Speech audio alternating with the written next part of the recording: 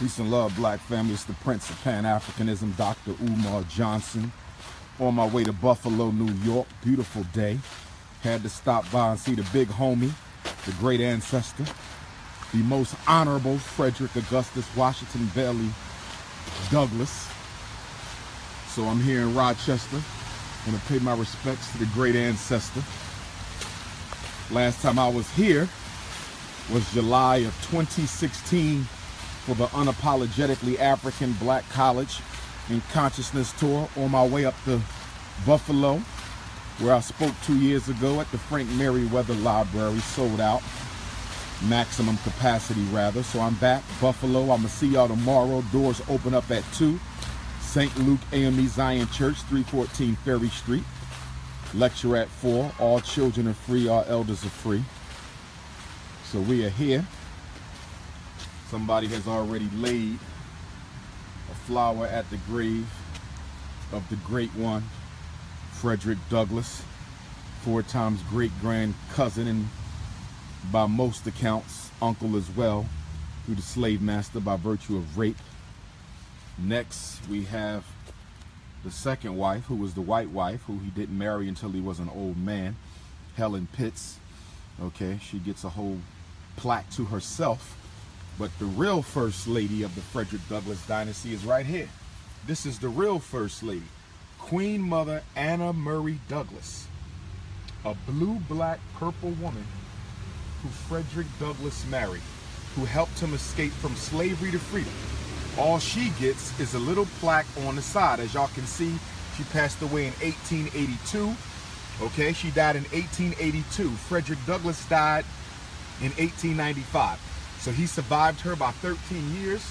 He did not marry Miss Helen Pitts until after Anna Murray had passed away, okay? Which means he married the white woman, all right, when he was less than 13 years away from his own death as an old man. This was the wife of almost 50 years. Anna Murray Douglass was the black woman with the black skin, with the nappy hair, with the big lips and the broad nose and the richly melanated skin. This is the wife, but she don't get a plaque. She don't get a plaque. She gets put on the side of Frederick Douglass's tombstone. I want to show you how disrespectful they are to black women. To black women. This is Frederick Douglass's tombstone, and instead of giving Anna Murray a tombstone of her own, they simply inscribe her name on the side of Frederick's. But the white wife gets a whole plaque engraved to herself. The white wife is next to Frederick Douglass like she was the main wife. Okay? The white wife is next to Frederick Douglass like she the main wife. Take a look at this now. They got the white woman running shotgun. The white woman is riding shotgun, but the real wife of 50 years, from whom all 5 of his children were born, 3 boys, 2 girls, she don't get a tombstone. She don't get treated like the white woman. The white woman get her own tombstone. Anna Murray gets inscribed on the side of Frederick. And guess what? We come on the other side of Frederick, we get the little baby, Annie Douglass, who died when she was young. She don't even get a plaque. So the wife and the daughter don't get a plaque, but the white woman gets a plaque. The only thing they give the wife and the daughter is an inscription on the side of Frederick Douglass's plaque. This is their youngest child, Anna Douglass, who died young. Okay, Annie, named after her mother. Okay, and all she does is gets inscribed on the side of the Douglass plaque. So you have the wife was Anna, and the daughter was Annie. Okay, my little cousin, rest in peace to her. But they don't even get a plaque. They get inscribed on the side of his plaque, but they're all buried here. But the white woman gets treated like the queen. And this is why black men don't need to marry white women. So I want to go ahead, proceed with a little libation to the great ancestor. Okay. Shout out to Cuba. Just came back from Cuba, being initiated to be a Babalawo. Babalawo Ifatosine is the name, but AKA will always be Prince Ifatunde. Y'all know how that goes. Ashe. So we're going to pour libation on this day to the late, great, honorable Frederick Augustus Washington Bailey Douglas, Ashe, one of the greatest, if not the greatest leader of our people, Ashe, who ran away, escaped from freedom, and became one of the chief leaders of the Underground Railroad, Ashe, became one of the greatest writers in American history, Ashe, who gave us narrative of the life of Frederick Douglass, the first slave narrative to openly name one's own slave master, which was not even thought of at that time. Whenever slave narratives came out, the slaves never named their masters or themselves so they could conceal their identity due to the passage of the 1850 Fugitive Slave Law. The 1850 Fugitive Slave Law, which allowed slave masters to track their so-called slaves even into free states and free territories. But Frederick Douglass risked it all to name his master, and most likely his father, to prove to the world that he was in fact once enslaved, because they believed that he could not have been a slave given his oratorical skill, given his literary skill, given his intellectual capacities. No one would have believed that Frederick Douglass was indeed a self-taught runaway slave, so he had to teach himself. So he had to name himself and his master Ashe, which led to him ultimately having to run away to England. So he had to leave America. He went to England, where a group of white female abolitionists raised the money to purchase Frederick Douglass from his master Ashe, which allowed him to come back to the United States of America to continue to fight for the freedom, liberation, emancipation, and redemption of African people. Ashe. We thank Frederick Douglass. Ashe. We want him to know that we will never forget him and the works that he has done for our people. Ashe.